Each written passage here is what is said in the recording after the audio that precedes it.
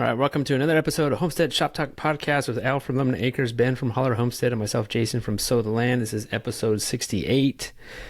And how you guys doing this week? Doing good. You guys? Doing pretty good. We got power back on this weekend. Stuff here on the homestead feels a little bit more normal. In air quotes, normal. Right. It's getting hard to get back into it for me, I feel. Yep. Same here. Now, what do you mean back into what, I guess? I guess just the routine of things. Like, filming a project and editing and all that. Because honestly, I can't stop thinking about that hurricane. Yeah, me neither. And the people that it's really affecting.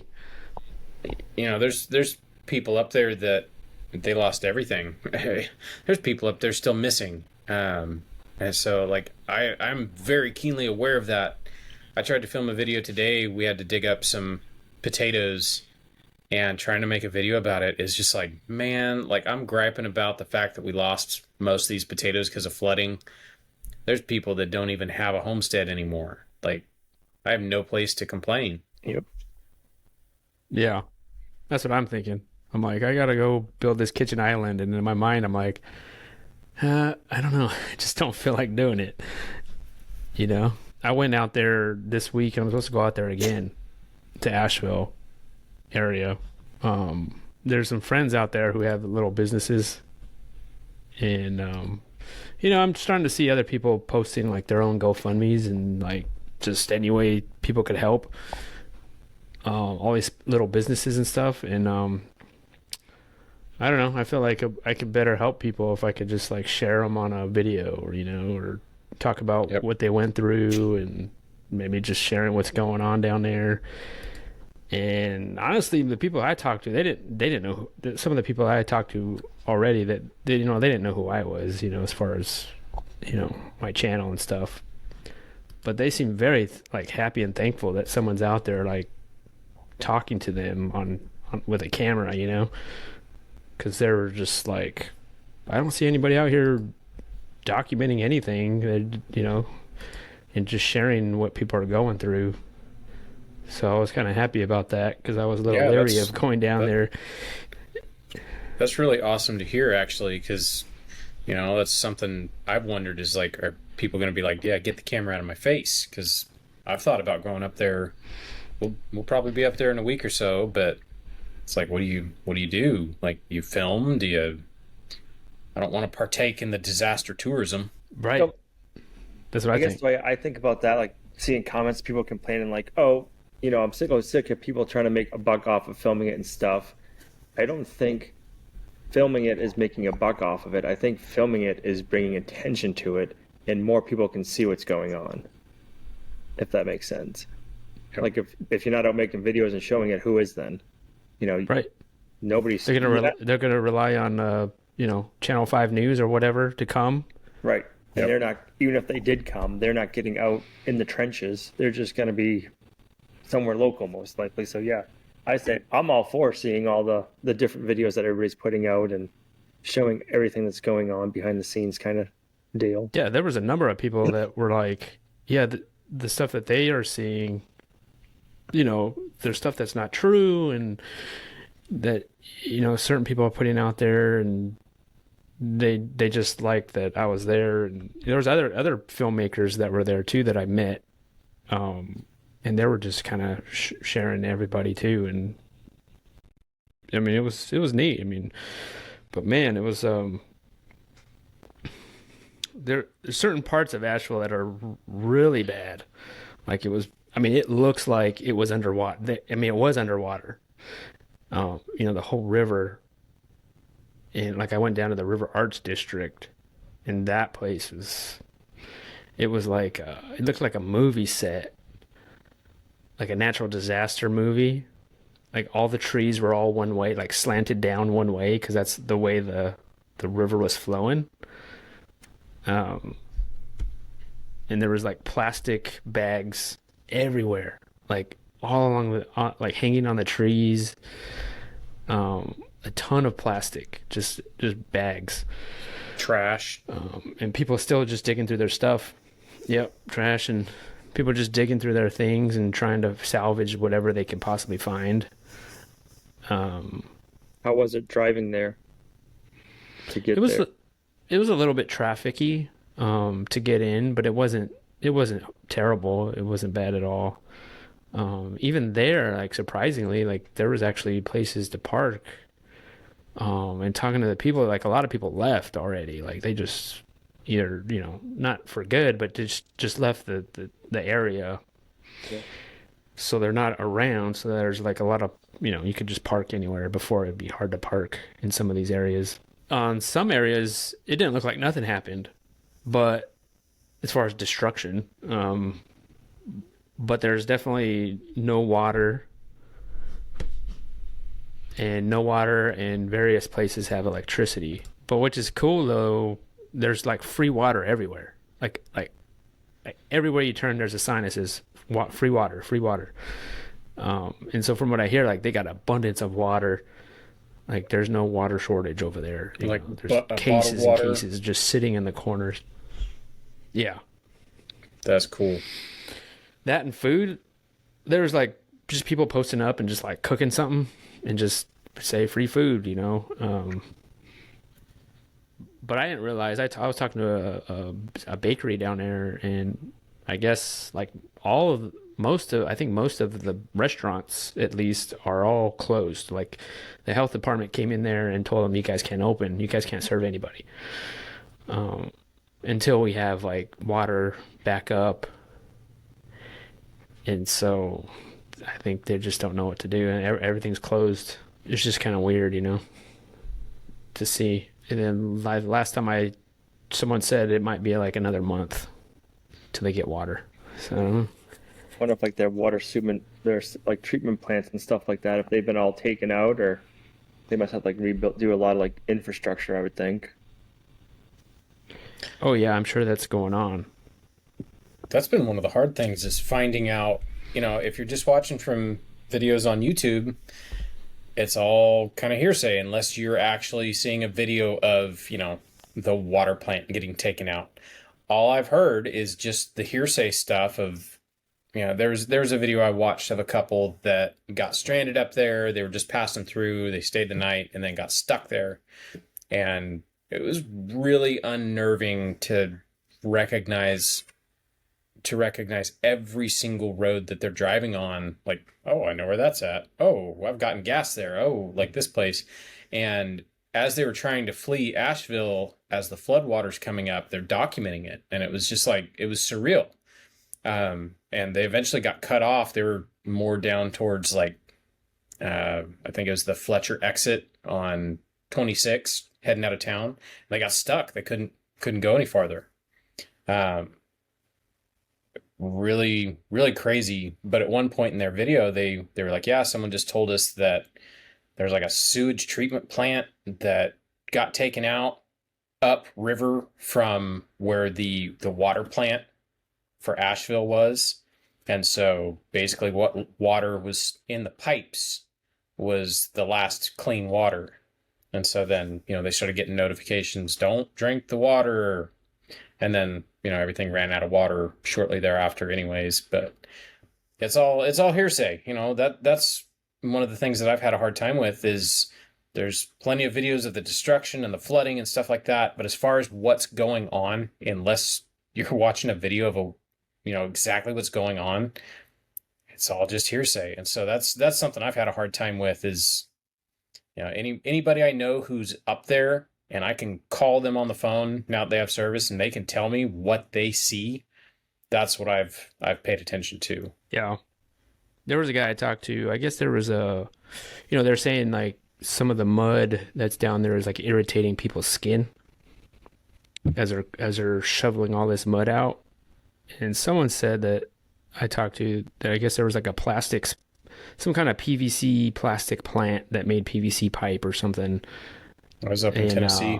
He's like, if you look, I guess there's like an arrow shot somewhere that I seen. It looks like plastic straws, like are just spread out all over.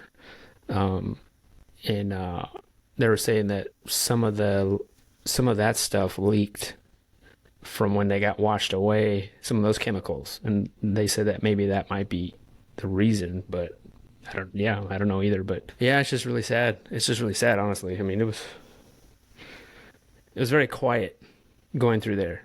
Like there was a lot of people there, like just kind of helping out and going through stuff, but it was like very just like not. Somber. It didn't seem happy at all. Yeah, it just was like super quiet. Like yeah, it was just a weird feeling. I think something else to say. We're recording this podcast on Monday, October 7th, and I think Florida is supposed to be getting hit like the Wednesday. 10th or 11th. So by the time this podcast goes out, Florida's going to have had a hurricane come through them. So we don't know what they're dealing with yet, or if there's any areas that were affected from Helene that's going to be getting any storm again. Yeah. So if you are, our thoughts and prayers are with you. Yeah, no kidding. Do you guys know if that storm's supposed to hit any of like South Carolina or North Carolina or anything that was affected from Helene? As far as I know, I'm not sure. it's supposed to hit Tampa, I think is what I saw earlier. My internet's really, really slow right now. Yeah. So I wish I could just pull it up real quick, but I'm not sure. Meg's over there holding up her phone. She was already looking at it. She said, it looks like it's still going to hit Tampa. So I don't know. My heart goes out to everybody in Florida, getting the 1-2 punch. That's kind of hard. Yeah, it looks like it's going right across the middle of Florida. And the cone is kind of narrow from what it was earlier. It's kind of crazy. It's kind of crazy seeing a Category 5. That hurricane just jumped straight from like tropical storm to 1 to 5. Like it just went so quick. Yeah. What was Helene when you guys got hit from her? I thought it was only like a Category 3, but they said it dropped down in wind speed a bunch as soon as it made landfall. But once again, hearsay. I've watched a few videos, and some people are saying that by the time the eye got to Asheville, there were 100-mile-an-hour winds that it was carrying. So Oh, wow. I don't know. I mean, I would believe it seeing some of the damage. Me and Jason have a friend. His neighbor is pretty sure. Well, not pretty sure. She's sure because she watched it. She watched a tornado touch down just outside of her house and just tear up all the trees moving through the woods. And my neighbor said, or my friend said, he said, we heard it when it happened. It sounded like a freight train. Like it's just this loud rumble roar. And we heard it, and it shook the house, but it was after the dust had settled a little bit. They were talking to their neighbor, and she said, yeah, I saw it. And he said all of the trees were laid down in like a, crisscross spiral pattern. And I've seen that in a lot of places around here, is various bunches of trees, especially, when I got the drone in the air. There's a few places you can see the trees are all laying almost like in a spiral. And there was once Friday morning that we did hear roaring, and I kind of wondered if that's what that was. I know that tornadoes can spin off of hurricanes like that, but man, it's crazy. It's crazy. Like I feel like I'm in shock. Meg too. Like we just feel like we're in shock. We feel like, here we didn't have a whole lot of damage here. I had one tree that was a half too clear on my property because it was in the pig pen. Everything else was just like superfluous little spindly trees that didn't matter anyways. No big trees fell on our property. Now, I mean, that's not the same. The neighbor house across the street from us, I mean, there's 3 or 4 huge trees that nearly took that house out. And then the road was completely blocked for 2 miles in every direction, both directions. So, I mean, we feel pretty lucky, but I don't know. It's a weird feeling we're dealing with because we know people are in such worse shape than we are. We were just saying the other day that it was a good thing you took down all those big trees near your house this past summer, Ben. Yep. We Because those had were that pretty close to the house, conversation. weren't they? The oak trees. Oh yeah, they're like 8 feet from the house. And we took 5 of them out. There's still 2 more, but they're down past the house, but the whole time we're watching this storm, the way the wind was blowing, I'm watching all the trees, they're kind of leaning not really towards the house, but like the same direction the house is parked. And I mean, that thought is in your head the whole time. Now, I really like having the trees, but not when there's a hurricane blowing. I know we get that question all the time. Like around our house, we don't have any trees. The solar panels. Everybody's like, "Why'd you clear everything so close?" It's like, just with wind and snow and ice, it's like I don't want to have a tree that can fall on the house. Mm-hmm. So yeah, it's nice to have the trees, but in the same hand, they can do a lot of damage too. Yep. Yeah. I think what's crazy, what a lot of people don't realize is how freaking heavy a full-grown tree is. I didn't realize it. Back in California, I didn't handle a lot of logs. I didn't handle a lot of, I might buy a cord of firewood every other year to, smoke meat with. But you don't realize how heavy wood is. First time I realized it, there was a great big poplar tree my neighbor cut down. And he said I could have the wood. And so I had just gotten my tractor. I drove my tractor over there with the grapple, and I grabbed this big old log. It barely fit in the grapple. And the tractor, you just hear it load up and the back wheels start coming off the ground a little bit. And it was like, this is an 8-foot long log and I can't even get it off the ground. Like, that was weird. That was when it sunk in. It was like, oh, and then you try to move it, like grab a pry bar and stick it under a tree that's, 3 feet in diameter and try to pry that log off of something. You're not moving it. And so some of these trees, there's a tree, that's something I've been doing. I've been helping my neighbors. I've been helping my neighbors with trees that either fell on their houses or have just done damage, or they're blocking stuff. I've got one neighbor, he's got so many trees that fell down. He had the biggest tulip poplar I've ever seen fall on his house. And the way it fell, it was one of those like act of God things. It matched the pitch of his house perfectly and barely did any damage to his roof. And, I helped him get that tree off his house.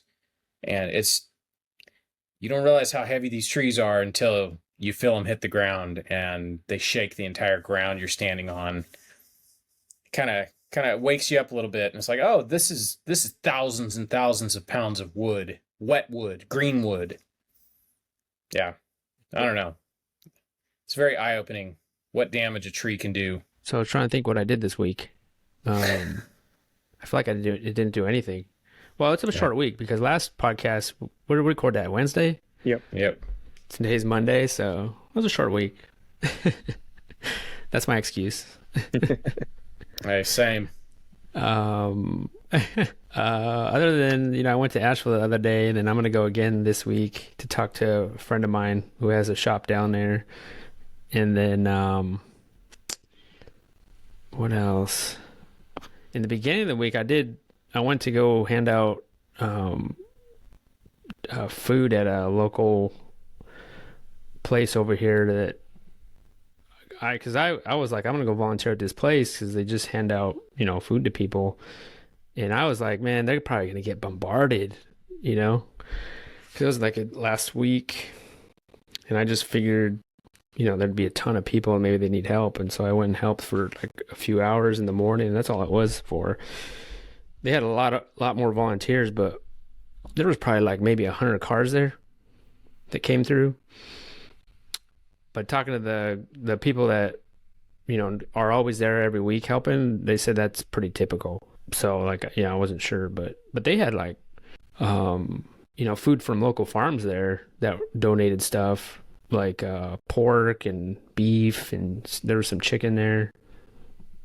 Even they had a bunch of vegetables there from a few farms out here. Which I thought was pretty cool. That is pretty cool. It was just kind of interesting just to be there. Yeah. So I did that. I think it was it was last week sometime. But I mean, people are picking up for like you could just go up and like just say how many families you're picking up for, and there was like some people are like, I'm picking up for 17 families. Wow. And we give them 17 of one thing or whatever. I mean, so I don't know. It was cool. People were cool out there. People are just like very talkative and happy-go-lucky. So it was nice. But a lot of them didn't have power. I think it was when we just got power last week.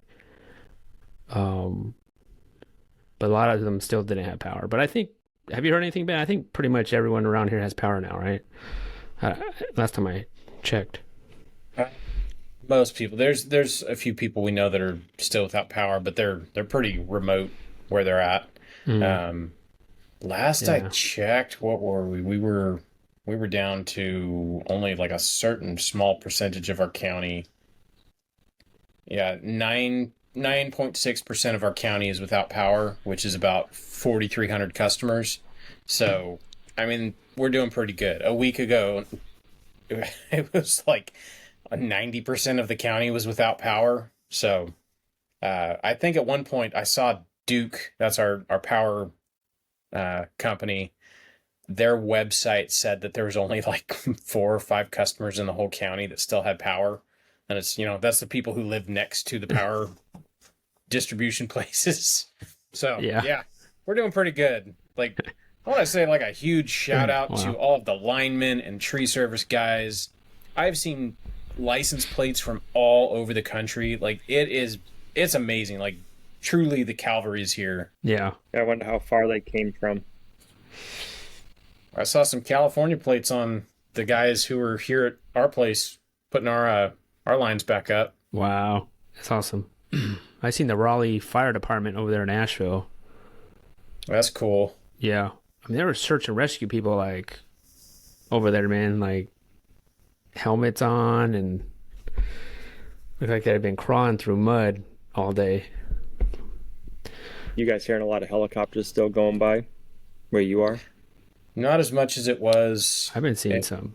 I mean, there's been a few, but all of the like private helicopters, at least around here, I haven't seen as many. It's actually been pretty quiet today. Today in particular, there's a couple like little hobby planes I saw, but I counted like one Chinook flew over, and I assume that's like National Guard or FEMA or something like that. But other than that, it's been pretty quiet skies. Now, your guys' pig class is still on as scheduled, or have they got? We're still doing ours. Yeah, we're still doing ours. Uh, we'll see. Mhm. We'll see. Um, Yep. November, that was still good. We were gonna wait till this week. If we still didn't have power and it was looking like it was gonna be kind of rough, we might think about canceling. But we're gonna go ahead with it.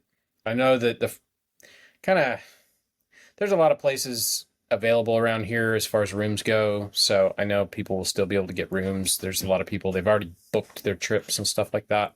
So we're just going to continue. Yeah. We're just going to roll right along. If something happens, worst case scenario, and we have to cancel last minute, like that would suck, but we're going to do the best we can. I think what's interesting is like either way, Yeah.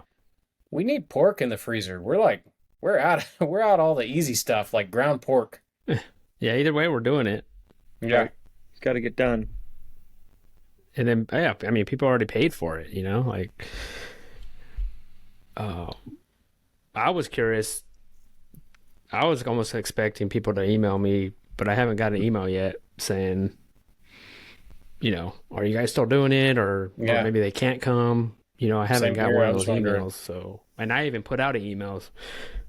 Yeah, I put out an email recently just saying, hey, everything's good. Like we're still doing this, and just to reassure people because, that we are doing it still and we got power and all that stuff. And, our little area's, pretty much back to normal. But so we still got to do it, man. Yep. Business as usual. Yeah. So what'd you get into this week, Al? We're still working on the barn addition. We got the concrete poured.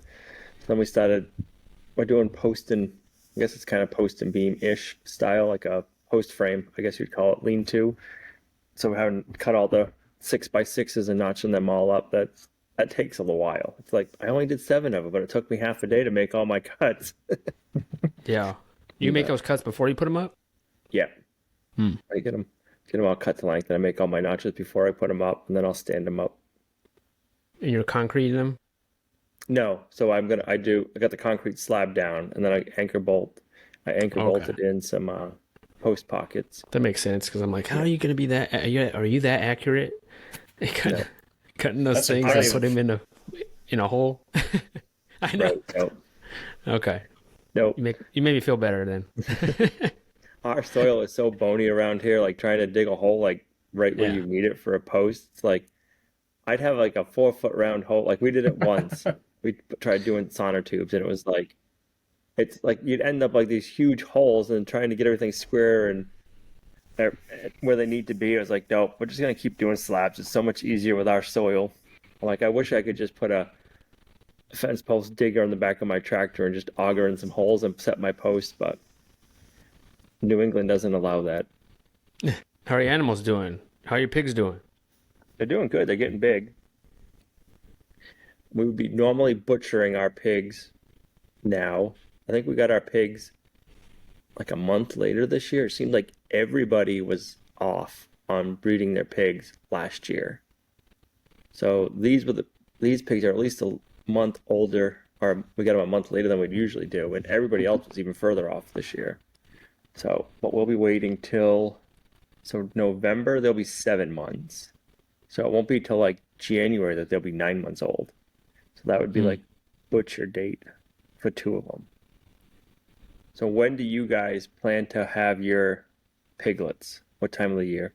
Like what month do you shoot for? I shoot for like March, maybe February. Yeah, So I you would breed in like love. November?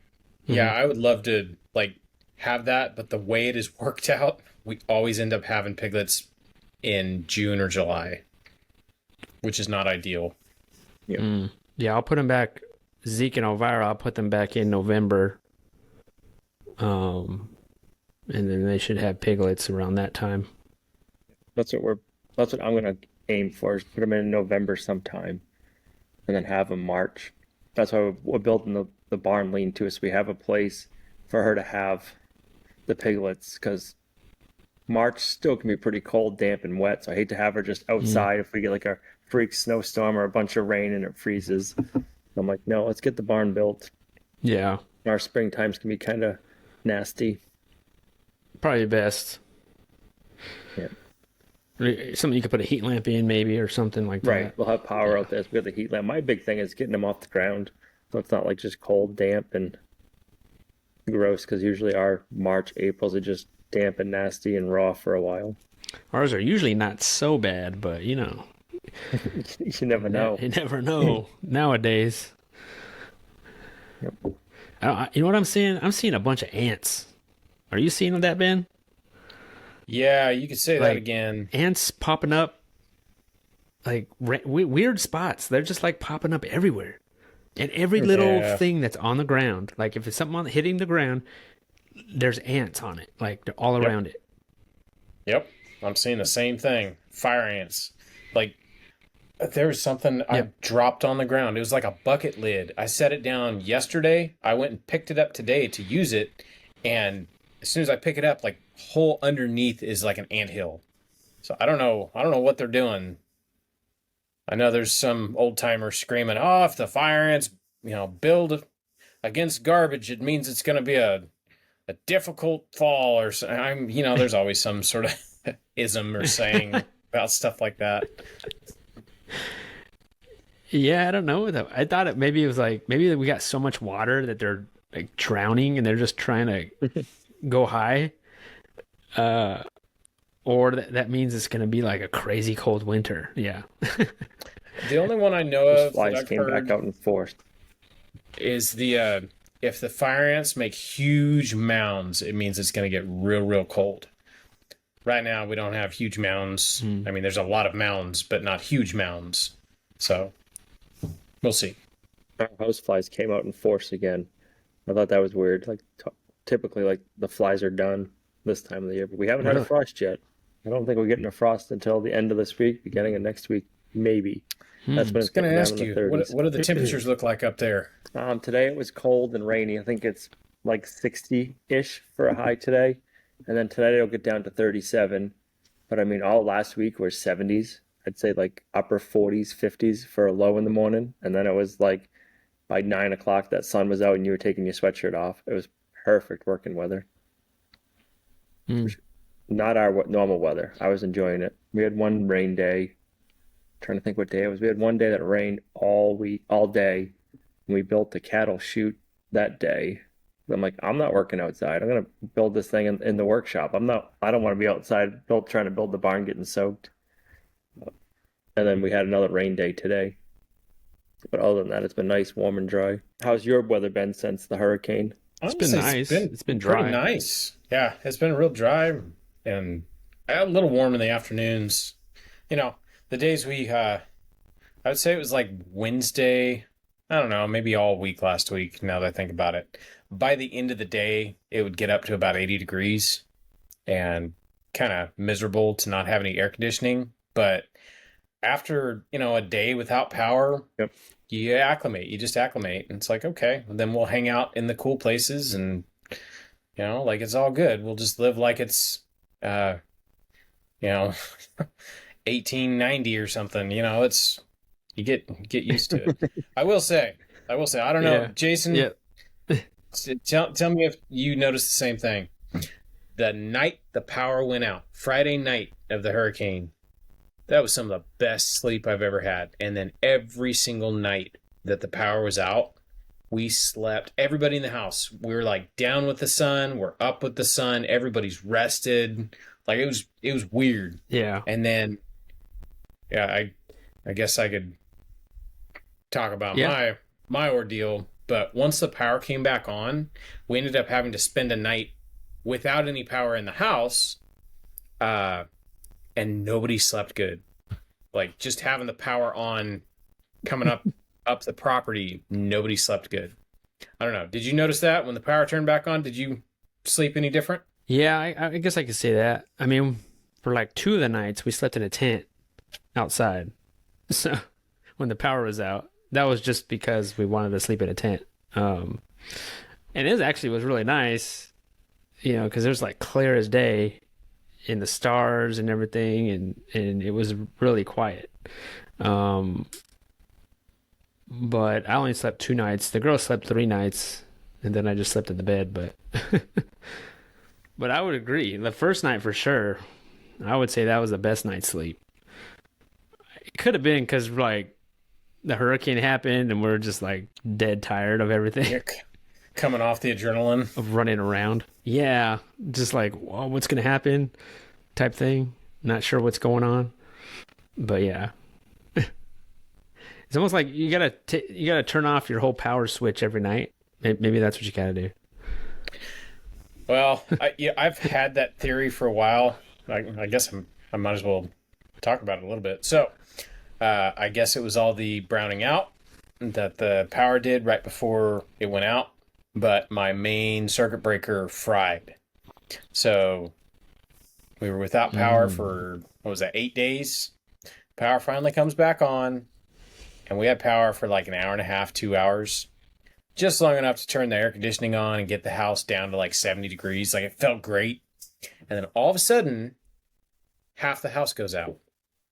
And, the half that was on was the half that we had, lights and stuff that we were using.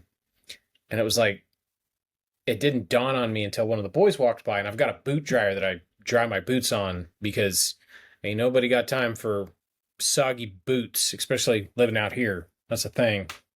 And one of the boys walked by and they're like, I thought the power was out. And I was like, it is. And they're like, how come your boot dryer is still running? I was like, wait, it is. And so I finally went out there and checked the panel where our power comes in. We have a pole outside and there's power coming in on both legs. And then there's only one of the legs after the breaker. I was like, uh-oh, that's not good. So shout out to my friend Brad. I called Brad. He was an electrician. And I was like, hey, here's what's going on. And he goes, oh, yeah, that's pretty common in stuff like this is to have your main breaker cook. So he came over that night. That was Thursday night. That was when we got our power back. So power is on. And we were able to get everything taken apart and could not find a new breaker. It's a main breaker. So we ended up I had him swap the whole panel for me. That's why it pays to make friends with, have a couple electricians in your pocket. They're very, very handy to have around. So, yeah, he came back the next day because we wanted to work in daylight. And I think we were done by noon. Had a brand new panel put in. But yeah, kind of a hassle. We got the power back on for about an hour and a half. And then that happened. It was just like, well, I guess we're camping one more night, guys. And I will say, false power alarm. was back on. Like, we didn't sleep as good that night. So I've wondered if I could go out and just shut the main off to, everything, and if it would change how we sleep. Because, I've heard all of this stuff too, just like a lot of people have. The electrical interference that your power produces, like, it does mess with your sleep. And so I've wanted to test that, but I don't know. I've just never gone out there and shut the breaker off. Well, having power in the lines that come to the property, but not even having the house hooked to anything, I was able to test that theory. And I swear, like, since the power's been back on, nobody in this house has been sleeping good. What kind of meter do you have? We have a dumb meter. We opted out of the smart meter. Yeah, dumb. Okay, I don't know if that made a difference. But yeah, we that was kind of a fight getting the smart meter taken off. That's a whole different can of worms. I'm not going to share on the internet, but that was a whole saga. Yeah, Brad's the same guy, the same friend that came out and redid my whole panel, 2 days before that or something? Yeah. The day before, maybe? Same week. Brad was in high demand last week. Same Brad. I bet he's going to be busy for a while. Shout out to Brad. Yeah. Came in the clutch. You have guys have to start like a roofing business now or a tree removal service. Bet you they're going to be busy. Oh, yeah. The Hollar Boys, tree service. The neighbor I have down the street that had a big old tree fall on his house, he called me up. I think that was Friday after we'd got our power back, and he was like, "Hey, are you doing anything tomorrow?" I was like, "No, not that I know of." And he goes, "Can you help me take down a couple trees?" I was like, "Sure." Well, while we were there the week prior, the Friday prior, the day of the hurricane, we got the tree off his house. And all we did was just drop it on the ground. He's like, "I can cut it up." Like, it was already dark by the time we got it down.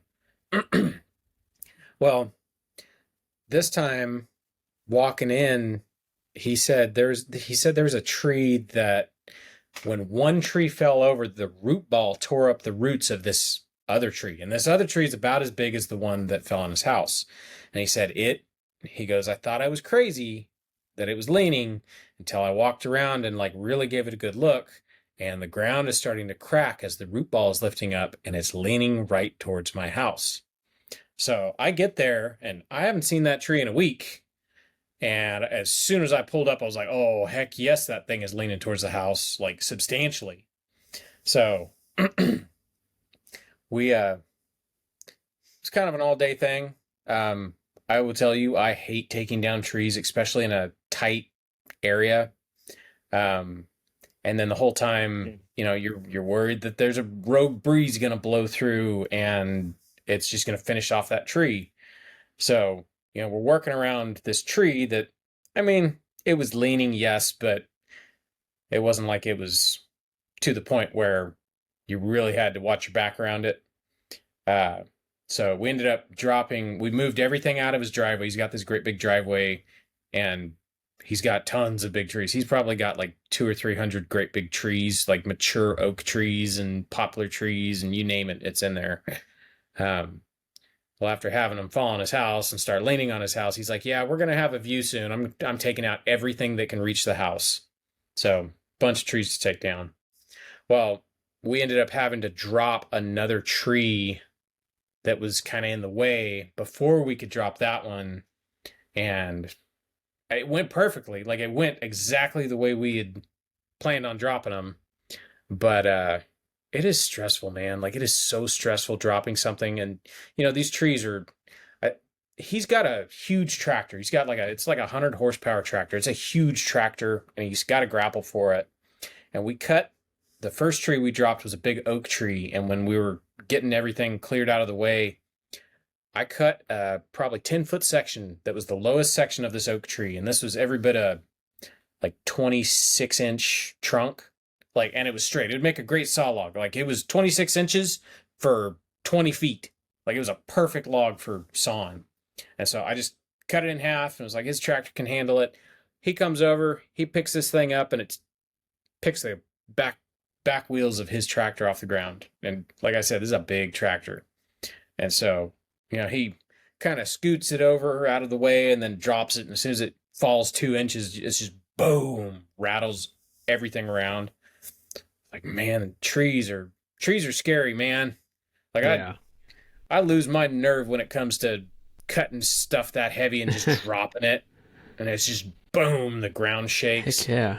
It's like, man, I don't know. Heck It yeah. gives me the willies. I don't know how tree guys do it. I wonder if they ever get used to that, or they probably love it. The adrenaline rush, I'm sure they like. Yeah. You guys are gonna have to get a sawmill. It sounds like there's gonna be lots of trees to scoop up down there and start making lumber out of. I know 2 guys with sawmills, and they're Yeah, I like, I know. got more logs than I'll ever be able to cut through. I'm sure. Have you been doing a lot of chipping yet, Ben? Or is that to come later on once everything settles down? That chipper, I would say, is probably paid for itself by now. I think what's cool is I bought the next size up from what I technically could get, because my tractor's a 25 horsepower, and so the way the sizes of the wood chippers are, they kind of straddle horsepowers. So I think I got the 25 to 35 sized wood chipper. So it's a little bit big for my tractor, but it's fine. Like, unless I stick an 8-inch log in there, I don't have a hard time chipping them. Yeah, it is absolutely, it's been invaluable. And, it'll chip. It's got a 6-inch by 8-inch hole that you can stick a log in. And as long as you can get that log in there, it will chip it. You just have to slow down the power feed a little bit, or just sit there and play with the clutch, start, stop, so it doesn't bog down your tractor. I have killed my tractor twice now. Not being fast enough on the bar to pull the bar to, stop it from infeeding. That's kind of, it hurts me a little bit to hear my tractor seize up and just clunk. It's like, I'm afraid I'm going to break something, but Yep. yeah. How is it Yeah. to get to the work on the knives on the chipper? Super easy. One bolt, you unscrew one bolt, it opens up. There's a pin that's got it's got like a little cotter pin that holds it. You take this pin out, turn it around, stick it in, turn your flywheel, the pin locks into place, and that locks your, whichever blade you're working on. It's got 4 blades. Locks it in a spot so you can get a wrench on it, and then there's 3 or 4 bolts per blade. You just crack them loose, turn them around, and you're good to go. I have not had to change blades yet. They are still razor sharp, like ridiculously sharp for how much dirty wood I've put through the thing. Because, dirt is your biggest enemy when it comes to sharp tools. And so if you're putting a log that's been dragged through the mud into the chipper, that'll wreck your blades faster than anything. But I've been pleasantly surprised. They've held up pretty good. That's good to know, because that's one of the most pain in the butt things, I think, is changing your blades or sharpening your blades if you can't get to them easy. Do you have a chipper, Al?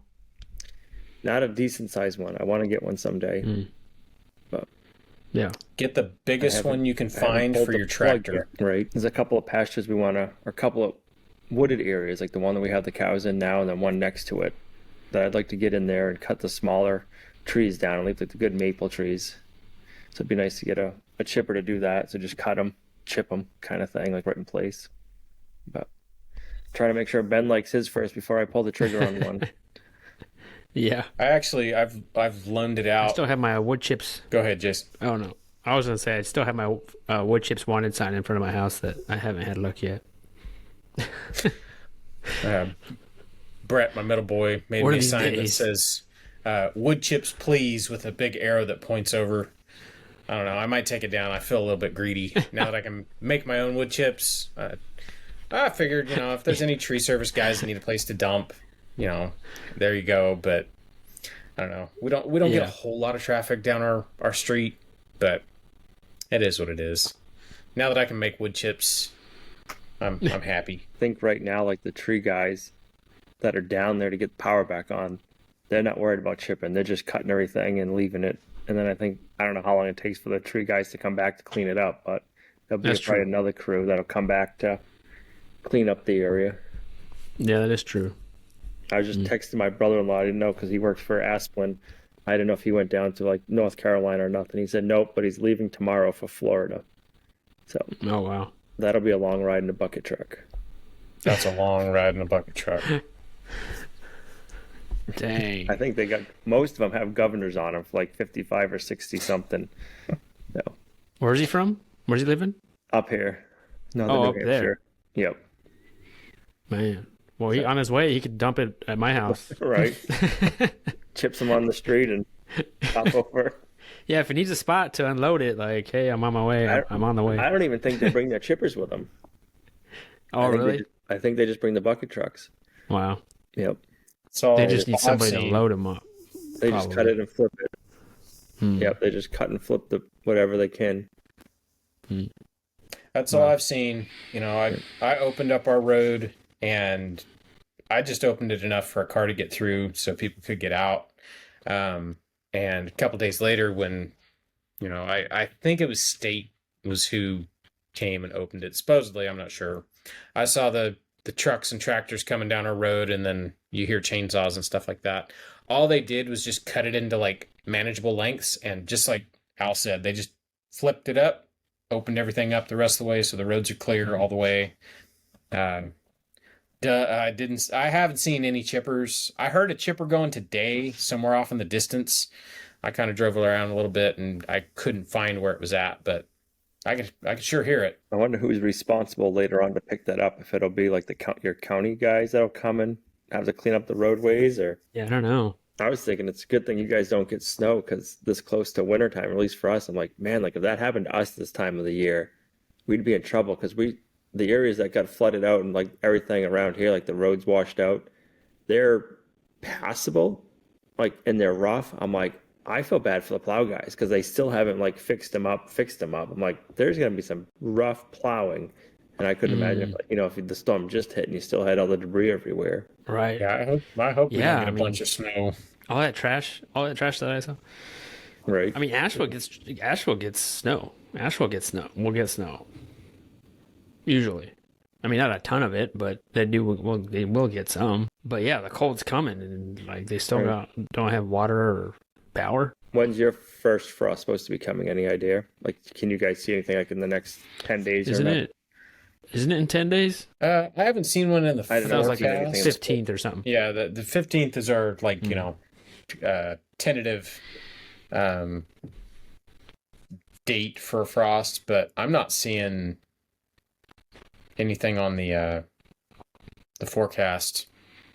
I think the lowest I've seen is in like, I don't know, a week or something like that. We're supposed to see 40 degrees for a low, but 40s, that's not that cold. Yeah, it's sunny skies, Perfect. which is nice during the day. That's what you guys need you need the good weather now to help make it easier to pick up everything. Yeah, right. I mean, geez. Yeah. Your trailer get messed up? The freeze bot trailer? No. That's good. Nope. It took it like a champ. It better not, man. We're going to get some It use better out of that not. this year. Right. I know. That's what I was thinking. Like, I hope that thing didn't Oh, get no. I would have had that thing on it. fixed if that happened already. Yeah, we're ready to go. On that note, hey, Jason, I need to come see you about your trailer tomorrow. What's that? I need to You come broke see up. you about your trailer tomorrow. Oh, tomorrow? You need to borrow it for tomorrow? I've Oh, got some man. pigs that need to fast track their way to the freezer. So Yep. Those are the ones you wanted to do, what, last week, huh? Yeah, I was going to do them last weekend, and not having power kind of put a damper on that. Yeah. How many's that you got to take care of before classes? Just two. I've got these two. They're the runts out of, 2 years ago litter. And I've had to grow them out so long. Pigs are pigs. They'll eventually get to a decent size if you wait long enough. At least the American guinea hogs.